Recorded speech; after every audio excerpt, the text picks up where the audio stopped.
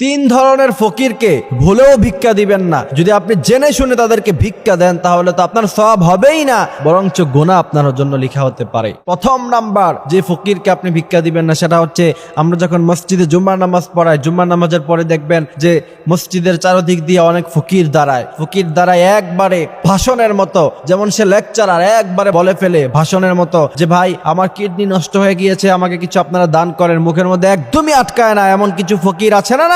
এই সমস্ত ফকিরদেরকে আপনারা ভিক্ষা দিবেন না, কারণ যে কখনো ভিক্ষা করে নাই, ভিক্ষার সাথে যার কোনো সম্পর্ক নাই, যদি জীবনের কোনো টানা পড়ার কারণে তার ভিক্ষা করতেই হয় এবং সে যদি ভিক্ষা করে মনে রাখতে হবে তাহলে তার মুখে কিন্তু কথা বেঁধে যাবে। এই সমস্ত ফকিরদেরকে আপনি কখনো ভিক্ষা দিবেন না। দ্বিতীয় নাম্বার, দেখবেন আপনারা যে গুলিস্তানে গেলে দেখবেন যে কিছু নারী ছোট ছোট শিশু বাচ্চাকে ইনজেকশন দিয়ে 12 ঘন্টার জন্য ঘুম পেরিয়ে তারপর সেটাকে কুলে নিয়ে ভিক্ষা করতেছে, বাচ্চাটাকে দেখায়া যে আমার বাচ্চাটা এতিম, তাদের খাবার দিতে পারতেছি না। তাহলে সেখান থেকে কি বোঝা যায় যে ইনজেকশন দিয়ে তাদেরকে ঘন্টার পর ঘন্টা ঘুম পেরিয়ে তারপর তাদেরকে দিয়ে সিম্পথি দেখিয়ে মানুষদের থেকে টাকা হাতিয়ে এনে সমস্ত ফকিরদেরকে ভিক্ষা দিবেন না। তৃতীয় নাম্বার, রাস্তার মধ্যে কিছু ফকির দেখবেন সুস্থ মানুষ গাড়ির মধ্যে উঠছে, তার পেশাই এটা। কারণ আপনি যদি একই জায়গাতে বারবার সফর করেন দেখবেন প্রতিদিন সে সেম কথা বলে আর প্রতিদিন একই জায়গায় সে ভিক্ষা করে। এই সমস্ত সুস্থ মানুষদেরকে দেখলে প্রথমে জিজ্ঞাসা করবেন যে কি কারণে ভিক্ষা করতেছো, প্রয়োজনে খবর নিবেন, এরপর যে উল্টাপাল্টা খবর পেলে প্রয়োজন পিঠে লাগাইবেন,